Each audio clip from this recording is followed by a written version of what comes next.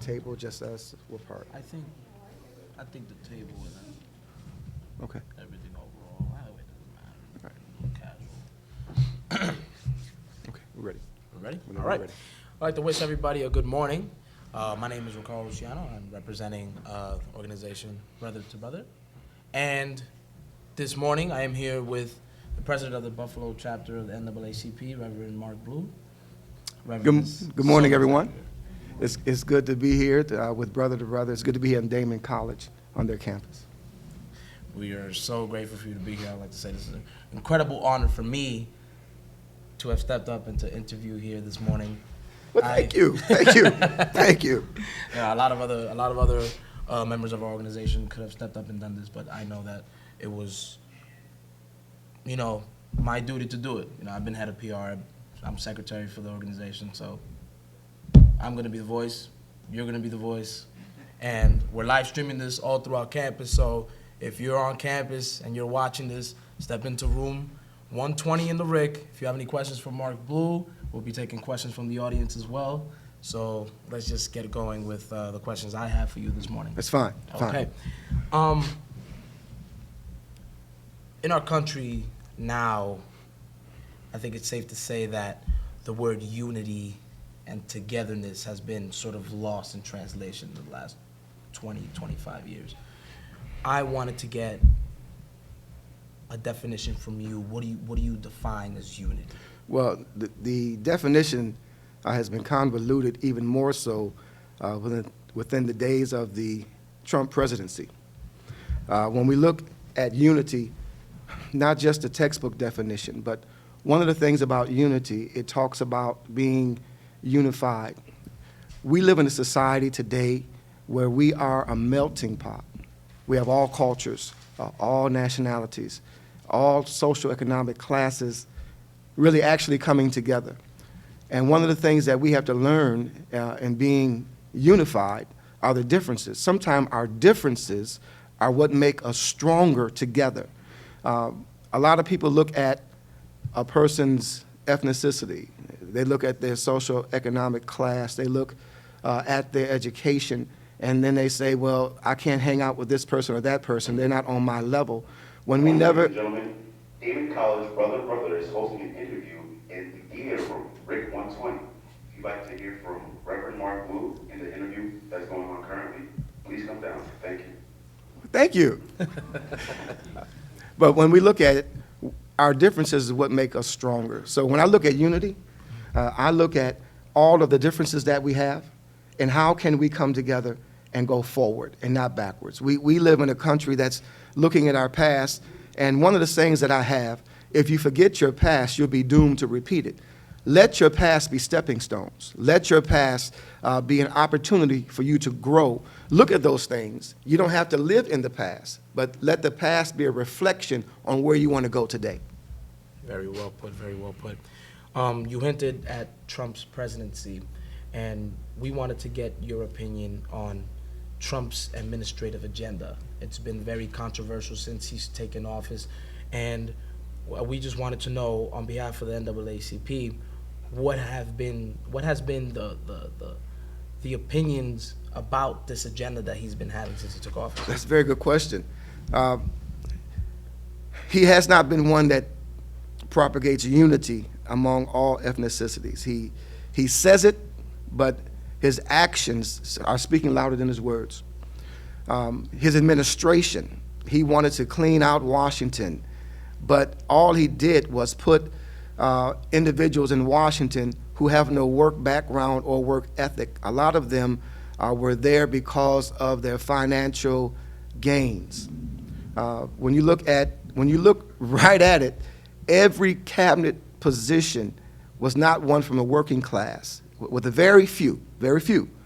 But the majority of his cabinet positions are filled with people who have no association with real people. When I say real people, the working class, the poor, those who have been disenfranchised, those who haven't had opportunities to really have their hands dirty, so to speak. So he has been distancing himself, and I believe, in all of what he's doing, especially when we talk about the ban that he wrote. And let's look. Trump he's a genius in diverting attention. When you look at what just happened, when he said that our former president, Barack Obama, wired tap, T-A-P-P-E-D, his phone, it should just be in wiretap. When he said that, what he was doing actually was diverting attention from the new immigration ban that he signed.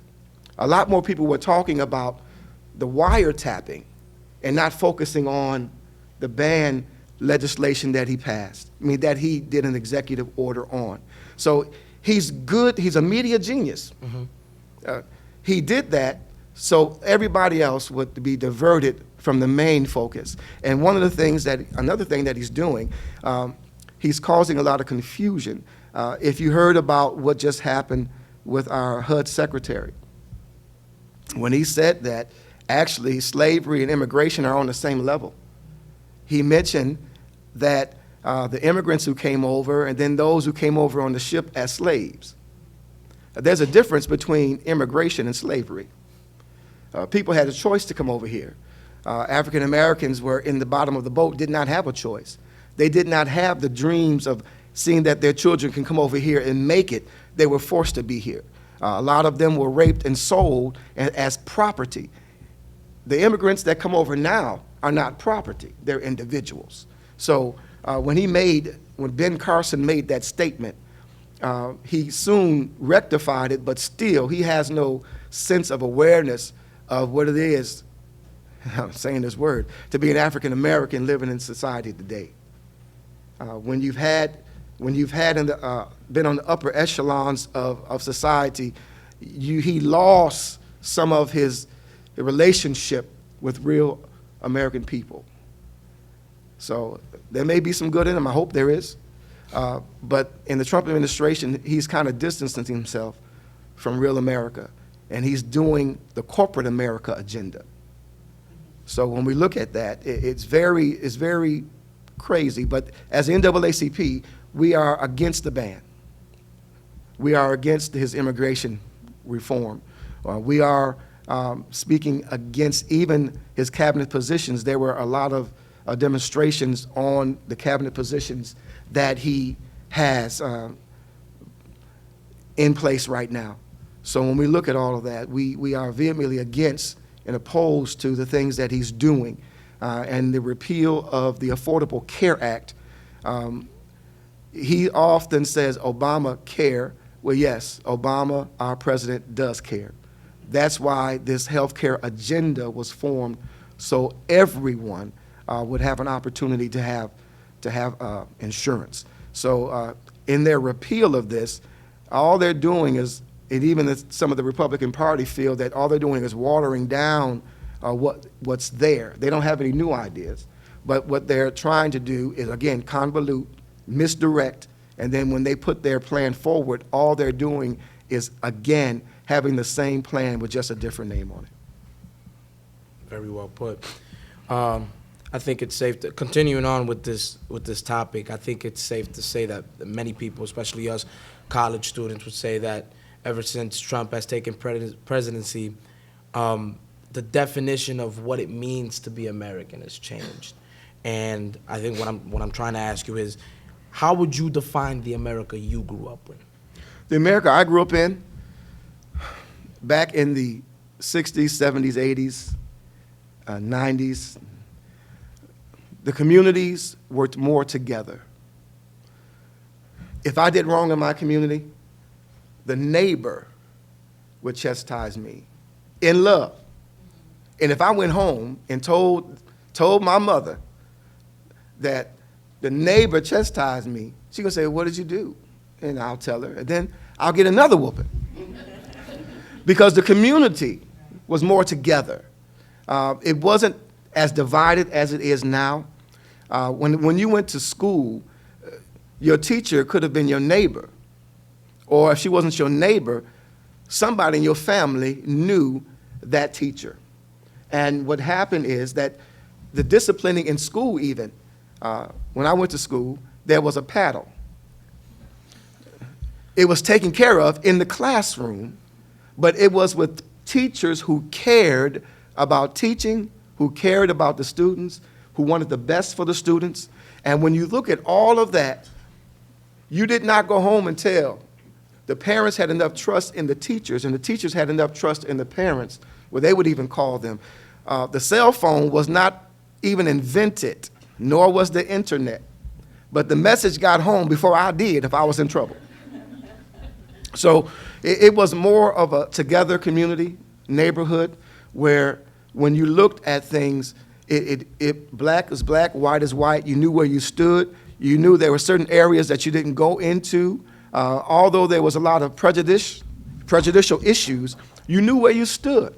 This person didn't covertly dislike you. He told you he didn't like you. You don't like me, that's fine. I know how to deal with you. But the problem happens when you have a lot of people who say they like you, don't like you, and work with you, and they try to aim for your demise. The community I grew up in that era, we cared for one another. Although it was gang infested, you knew where to go, and there were areas where the gangs there were safe zones. They didn't come around the school. When you went out to play with everybody, you didn't have to worry too much. Even back then, although it was gangs, there wasn't a lot of shooting. It wasn't a lot of shooting. There was hand-to-hand, and after you win or lose, you go home. Now, you go in a body bag. And it's terrible, the disrespect that we have for one another. Back then, communities loved each other. We had opportunities.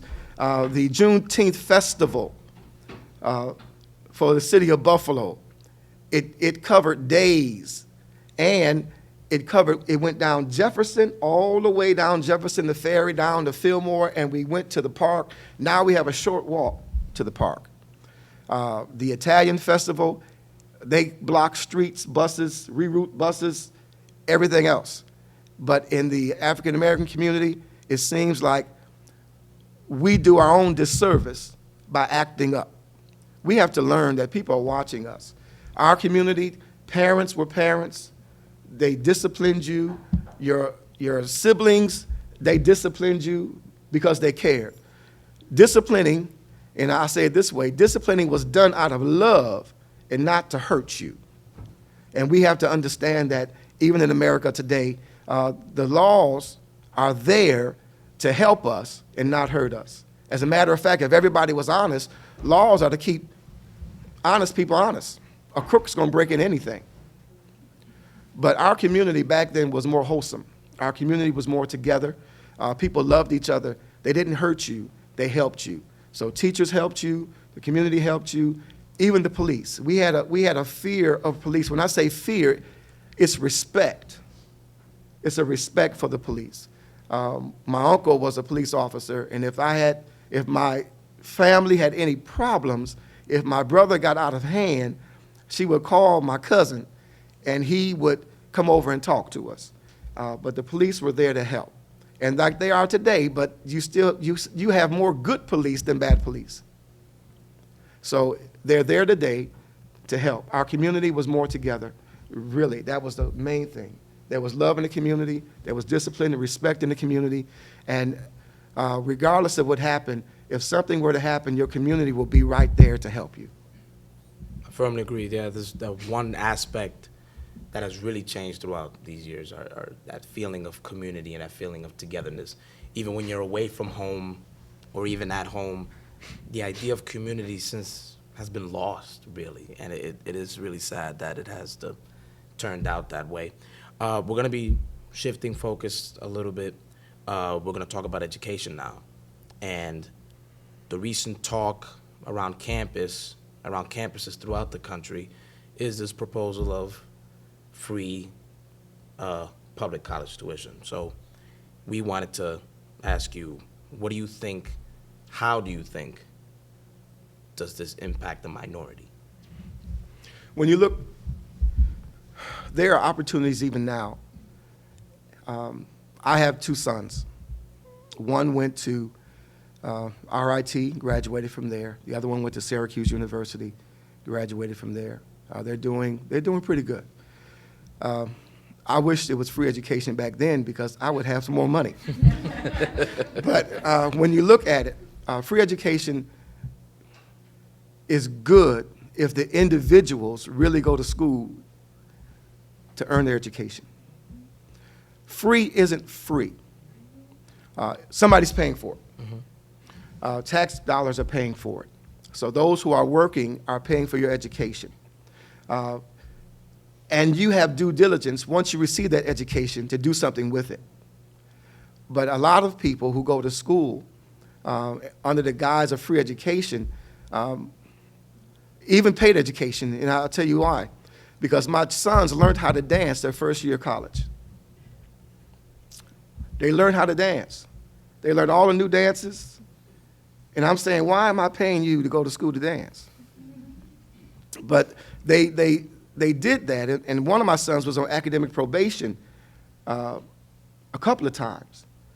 Because when you first get into college, and I'm going to say this, that some people really know what they want, and some people are still finding their way, and then some people are finding out that college isn't for them. And college isn't for everybody, but college is for individuals who really want to learn, and you may mess up in college, I messed up in college. But eventually, I got myself together. And I have a lot of hope for the students who are going to college today because there are so many opportunities for them. Free education is good if the individuals really learn and not just come here for extracurricular. I told my children, I don't pay for extracurricular. You want to go to the movies, get a job.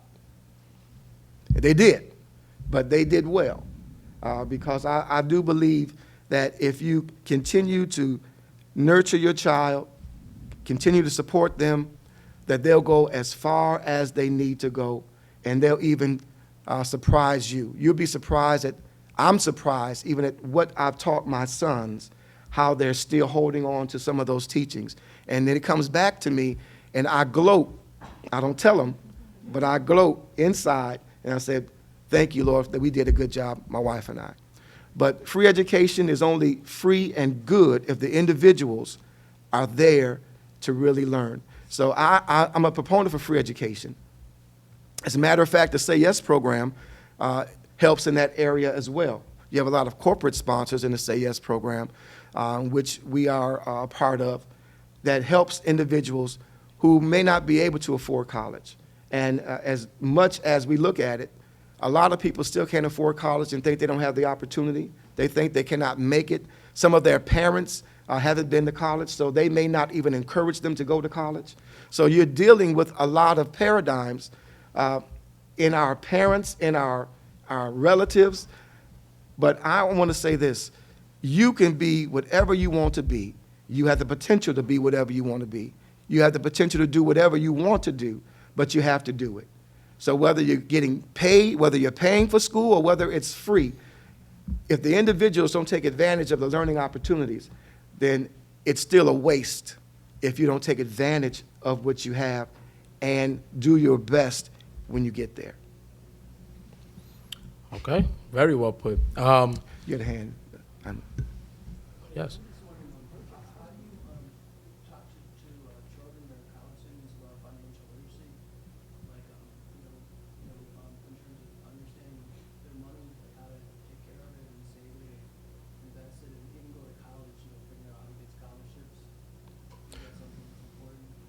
That's very important. You can finance your whole college education through scholarships. I told my sons, if you want more money, not only do you have to work, but I don't pay for loans. He said, Dad, you don't pay for loans? No. I said, there's enough scholarships out there. Write essays. You can write one essay and format it to whatever question that they have in order to try to pursue that financial means for you to go to college. One of the things that we have to look at when you talk about financial literacy is, have we as parents taught our children financial literacy? We had checkbooks. Some of us still have checkbooks. Do you guys know what a checkbook is? So as parents, it's a job for parents. It's a job for the grade schools and the high schools to also embark that information on them on budgeting. We do a lot with our phones. We can pay with our phones, but are we really looking at what we're doing? I took a course called Credit When Credit is Due by Consumer Credit Counseling, and they gave you a credit card, and that credit card, all it said was, it asks you questions. When you're purchasing something, do you really need it right now? Can you wait for it to go on sale? Do you really have to use this card that's going to cost the product more if you don't pay that bill at the end of the month? It asks those propagating questions so you can really think about your purchasing. We spend a lot of money on things that we don't necessarily need right now. So we have to be wise in our spending. And if you're going to college, you got to understand that college, it costs. Books cost. Every year, you may have the same course, but it's going to be a different edition of the book that you have. And you can't use the old edition because of the little things that have been changed in that book that you used last year or last semester. But we have to do a better job in teaching our young people about financial literacy, about grants. Grants are out there. They're available to everybody. And if you search out for those grants, you can finance your whole college education on grants that are renewable and those that you have to ask for every year. Oh, we have a hand right here. Yes. So you talked about the Say Yes program and how it's being implemented in certain schools and states. I worked in a school where we had Say Yes. The issue that I came across was the schools were having these programs but weren't ready for Say Yes students coming in. What are some suggestions or some ideas or things you think that we're going to accept these Say Yes students or these free education? What programs should we have instilled for them to be college ready? Well, when you look at it now, Say Yes is very new, and still a lot of people have to shift to understand the way Say Yes is implemented. It's new in the city of Buffalo, and when you look at the Say Yes program, they now have things in place to help not only the student but the parent, to help the parent to get ready, to help to find those areas of interest in the parents. Because before, and I have to say this, education has changed so much. 1 and 1 isn't 2 because you need a calculator, a scientific calculator, to get your answer. Before, we can use the beads and everything else. But now you need a scientific calculator to explain why 1 and 1 is 2. But the parents now have to be literate to learn the new math styles and learn the new things that are out there in order to help their student. They're putting now processes in place to help parents and students, because in the Say Yes program, you still have to maintain a certain average, and also if you're in college, you got to maintain that certain average, and you also have to enroll in the helps that they have for parents and for the students and for the school, for the teachers and for the counselors.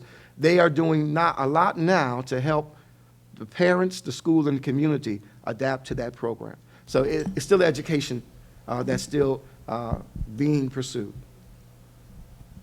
Okay, we have one last time. So when the news broke out about Governor Cuomo trying to make public education free, and especially in New York State, our president sent out a letter to the whole school, and he referred to that decision as a threat to private education. And I kind of, when I read that, I didn't sit well with me. I just want to know what you think about that, as to him referring to, making public education free a threat to private schools such as Daemen College. One of the things, a transition has to occur. Whenever new ideas come, some people will be threatened because it may affect them in one way or the other. By that news coming out of free education, when you look at free education, a lot of SUNY schools, which are pretty much state schools, they receive a lot of funding, where versus private schools, they don't receive as much funding, and they count mainly on the student populace to help their budgets and things of that nature. So yes, it's a paradigm shift, and there are a lot of people who have their names on buildings who are doing endowments to help schools. So I don't see it as a threat, but I see it as a challenge now, how to do some new things, bring new synergy in to our school that will help make it more sustainable and also on the same level as other schools. So it's a paradigm shift there as well, and it's a challenge. And one of the things about challenges, as you are in school, it stretches your mind and your understanding, and it gives you a whole new procedure and perception on how to do things. That's the same thing that's going to happen with the president of this particular school. He has to look at what challenges are out there and how can we meet those challenges. Okay, that's great. We reached the point of the discussion where I have to get a little bit personal with the questions. No but problem. Of course, this is an open discussion. We're all here to get to know each other better. So for this next question, I have a phrase called favorite mistake. And when I refer to favorite mistakes, I think of all of us in our lives where we made a decision or have done something which at the moment might have seemed not like the best choice, but in the long run turned out to be a very good thing. I wanted to ask you, what is your favorite mistake in your life? My favorite mistake is that I did not pursue my college right after high school. I went in a different direction. And the reason I call it my favorite mistake is because my mom would have paid for my college, but now I end up paying for it all. So with that, I took a career path that led me into the Air Force Reserve. I always wanted to do aviation, so I was an aircraft aviation technician in the Air Force Reserve. I worked at the Air Force Reserve Station in Niagara Falls, where I was a civilian aircraft technician, where I trained reservists to do my job. I was also an EEO specialist as an additional duty, equal opportunity employment specialist that they trained me in at the base as I was an air reserve technician. Air reserve technician, I trained reservists, and then if any of the civilian populace had a problem with the EEO issue, I turned to be a counselor instead of an aircraft reserve technician for the base. I served on the overall policy council for the base. I received from the Air Force my associate's degree in aerospace technology. I have my other degrees currently at the RCTBS, Rochester School of Biblical Studies, associates there in Christian ministries, and a bachelor's in Christian ministries that I had to pay for. But that was my favorite mistake that I made, because it also taught me more about who I am, my limitations, and how to make better career choices. And that's one of the things that I look at, and my mom thanks me, God rest her soul, but that was a favorite mistake because I learned a lot about myself and what I can do. Awesome. One issue that has been plaguing society as a whole is this idea that the relationship between children and their parents is deteriorating. And especially in inner city situations where you have young black men, young black women with no father in their life or no mother in their life or both. I wanted to ask you, one, how was your relationship with your parents? And how can this current generation and the generations that follow better this parent-children relationship? Good, very, very good question. When I growing up, I was the youngest of five. I'm telling my age. I was born in 1963. In 1968, my father died. My mom raised us, my three brothers, my two brothers and two sisters. She didn't have a college education, but she continued on in her nursing career to be a LPN, and which she retired as an LPN. My family helped raise me. The church helped raise me. We cannot get all of our morals and values from the family, but the church was an institution that I was raised with, where there were men in the church who gave their time to me. My mother later got remarried. She did this after my sisters were grown.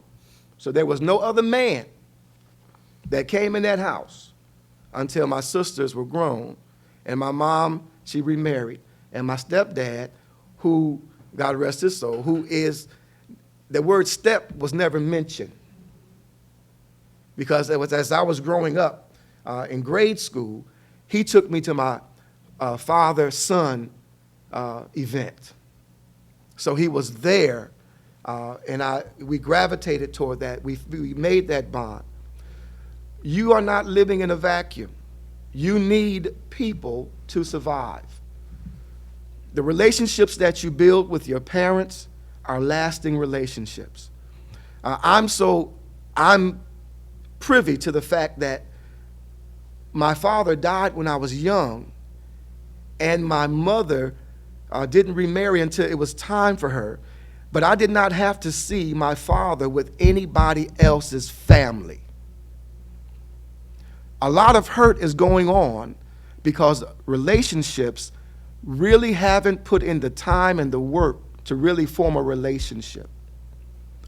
As a pastor, I believe in the sanctity of marriage, and a lot of people are going into marriage without the proper education on marriage. It's a relationship that will last forever if God is in the marriage. So when that being the case, we find Hollywood marriages are being more fashioned today, not only on soap operas, not only in pop culture, but these marriages won't last because they have the wrong people involved in the marriage. A Christ-centered marriage will help you stand the test of time. When you and your parents are together, you make sure you talk to your grandmother, talk to your grandfather. These are the ones who've been to cotton fields. These are the ones who face a lot of racism head on. These are the ones who've made some changes in order for us to get here. These are the ones who took stripes and whoopings for us to stand where we're standing right now. And it's an injustice when our young people, they think they know it all and don't listen to their grandparents and to their parents who've been where you are. There's nothing new under the sun. What you're doing, somebody else has already done. And it's the responsibility for us to understand that there's history. That's why we have history books, because things have been written that happened in the past that will continue to propagate and to come forward. We need to spend that time with our elders to get to know what they've been through, know their struggle. Those who forget the past are doomed to repeat it. Know some of their mistakes. Ask them those hard questions. They will be able to help you. My family will help me more than anybody else. Listen, brothers and sisters may fight amongst one another, but don't you jump in it. So with that being the case, we need to learn from our family. Your family is all you have. When the push comes to shove, you have your family. So what you need to do is listen to your grandparents, listen to your parents, listen to your aunts and uncles. I was raised, it was a village that raised me. The church was part of that village. My family was part of that village. They all came together and raised me. Now, there were some good things and bad things that I learned, but the good definitely outweighs the bad. So talk to your family, talk to your elders, spend some time with them. You'll get an education that's not in the book. There's some things in history that have not been written that our parents and our grandparents have walked through. They've walked through those journeys. They've walked through those miles. And we need to understand that. Learn from them. Your parents and your family are very important. Communication is definitely key. Yes, sir. At this point, I want to go back to the audience to see if anybody has any questions so far.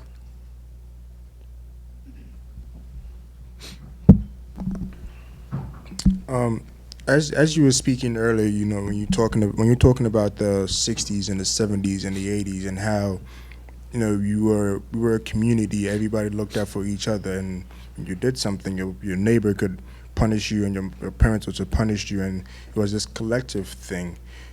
My question and what comes to mind is that, was it like that because the African American community didn't have an option but to be that way, or was it like that because it was just something? It was just how we were, and that's just how, you know, we lived. You always have an option. Today, a lot of people will say, "Don't touch my child." We have a lot of generational issues that have occurred. We have a lot of not only single parent, but we have a lot of teenage parents who have now grown up with their child, and they call their child their running buddy. I told my sons that I will never be your friend. I will always be your father. And if we go out to a bar together and you see me, you better leave. But we have that understanding that parents are not friends. Parents are parents. Yes, you will play with your child, all that, you do all that, but if you continue to treat your child as a friend, when it comes down to discipline, they're going to laugh at you. There has to be that line that you don't cross. Be a parent. Always be a parent. Your child will respect you. His friends will respect you, but you have a choice. The African American community, well, not just the African American community, all communities, when everybody first migrated to this area, if I had a house, I would bring you up from down south, you would stay in this house. Then you'll be bringing somebody else up, we'll all stay in this house. We'll all come together, work together, and once we're able to get another house, that'll be your house. And then we'll bring some other people up, and we'll all stay on the same house. We all had a knapsack. You made that on the floor. You were together. But the problem comes in when one gets a little bit more than the other. Now people feel that they're better than the other. We both bleed, same blood, same skin, and sometimes we get a crab mentality. I don't want to see you do good, so I'm going to try to pull you down. That's not just a racial thing. That's a lot of people. That's socio-economical. That's everything. We have to learn how to continue to share the resources that we have because we're all in this together. I need you, and you need me. We're all in this together. You never know who you're going to need. I tell people don't talk about anybody because you never know whose cousin they are. You never know. Everybody has a best friend. So if you say, I'm going to tell this just to you because you're my best friend, your best friend got a best friend, and it's not you. So we have to look at, we have decisions to make. We have options. We have to look at all of what we have and make sure that we're doing the best that we can to help, especially our family and our friends along. Everybody may not respect it, but you do what's right and what's best for you by helping other people, and they'll turn around and do the same thing, because you never know. I may be driving the bus, and you might be on the bus stop, and I may stop just for you to get on. If we learn how to let everybody ride, there won't be too many more walkers. We'll all get there together. Speaking of race relations, as president of NAACP, I'm sure you have a good idea of how races interact. An issue that we have often on this campus is, diluting that race barrier line and understanding, that people are simply people. What could you speak to as far as helping non-minorities who sympathize with minority causes and issues? How could they be assistance to, well, not assistance, but be a part of a solution? Well, first of all, we have to understand what the NAACP is. National Association for the Advancement of Colored People. It's not a black organization. In 1909, and the Niagara Movement, which is in this area, is where the NAACP formed, but it was formed as a Niagara Movement. That's 1905. In 1909 is when it became known as the National Association for the Advancement of Colored People. And they were not just colored people that made the organization. So colored people are everybody in this room. But when we look at the most disadvantaged at the time, they were dealing a lot with the African American people. But everybody can be a part of the NAACP because we are working on causes that affect everybody. It's not just one. But when you look at minority versus majority, it's just the size of the people that's in the room or in that particular area that we're dealing with. But since that the light is cast on African Americans because of the disadvantages that we have and that we're being stereotyped with, we have to look at that and deal with that issue. Because a lot of the populace will think because whites are in the room that they are the majority. But when you look on a lot of campuses, for a lot of the programs that they have, you see that African Americans, Asian, Yemenite, everybody will go to get assistance. We have to look at that cultural divide and realize that, again, we're all in this together. Don't feel that the color of your skin gives you a step up on me or on anybody else, because it doesn't. We've been bred with that you're African American, so you're disadvantaged, so you're not going to be any good. The white is right, the black is wrong.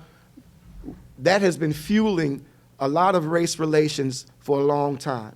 But here in this room, a difference can be made. Individuals in this room can stand up and let them know that when you talk about one ethnicity, you're actually talking about them all. But again, seeing that we are who we are and we're dealing in the area that we're dealing in, and prejudices are real, don't ever think that they're going to stop. They're real. They're here. Just because of the color of your skin, just because even Spike Lee in his movie, Do the Right Thing, he had differences between light-skinned black and dark-skinned black. We all face that issue, but we all have to look at the fact that we're here. And if I'm here, whether I'm paying or whether I'm coming here for free, I got just as much right as anybody else in this room. So we deal with race relations as they are and stand up for who you are and don't let anyone belittle you. For the culture that we live in, they will try to do it. And this presidency that we're in, it will cause a lot of people to come out of the closet in their racial biases. But we have to stand up for who we are as a people and as a race of people. We are not outcast. We are not downtrodden. We are not castaways. We have just as much right as anybody else to pursue whatever dream we have. Very amazing. We're going to be wrapping up, so I'm going to hit you with this last question, and it's going to be a doozy. We're all here on this earth. We all have a purpose. We all have a reason to be doing what we're doing. We're all in the position that we are in right now because life has put us there. What is your greatest motivation? And for those who don't have a motivation yet in life, what would be your advice to them in finding that motivation? My greatest motivation, I'm a Baptist preacher, y'all. My greatest motivation is to make God look good. And I say that because I was raised without a father. The church helped me to become who I am. I almost lost my family because of stupidity. But God has blessed me with a good wife, with two great young men. I can't call them boys. Well, yeah, they're my boys, young men. And the motivation is because I didn't have a father, I wanted to be the best father that I can be to them. And I wanted to share that with whoever I can share that with, because I didn't have that growing up. I had substitutes, but there's no replacing your father or your mother. So that's the greatest motivation, is that God put people in my life to help replace things that weren't there, but he also gave me that motivation and drive to be the epitome of what fatherhood can be to individuals who may not have a father. In dealing with the church, I deal with that a lot, with single-parent families, with no parent, and I have a great desire to see, especially our young people, excel. And I'll take whatever steps that it takes to make sure they have advantages, even when they're disadvantaged in their homes, in their communities. I try to do the best I can to make sure that every opportunity that they can have, that they receive. Not just in my church at Second Baptist Church, but in anybody I reach out to, anybody I can get my hands on, to touch, to help mold and shape their lives. That's what motivates me, that desire to serve Christ, because that's what he did. He served others. And that desire right there continues to inspire me to do better for all those who I can. Very well put. Well, that's all we have for today. Can we just give one more round of applause for Reverend Mark Blue for coming today? Of course, here at Daemen College, we appreciate you coming here and speaking. Like I said, incredible honor for me, so I want to thank you for coming. Thank you. Anytime, anytime. The NAACP, we're here to help. And one of the things that I want to do is just educate and bring that message of what the NAACP really is. And there's a lot that we can do together. A lot of people will, again, have the misunderstanding that it's just a black organization when it's not. We deal with all of the social justice issues that come up because we're all affected by it.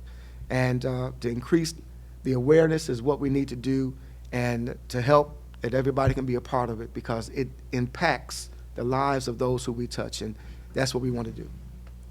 Okay. Well, thank you so much for coming, everybody. If you have any questions for Reverend Mark Blue after this, I'm sure he will be around for a little bit longer on campus. So if you see him, you spot him, ask him a question, we'll be good. Thank you. God bless.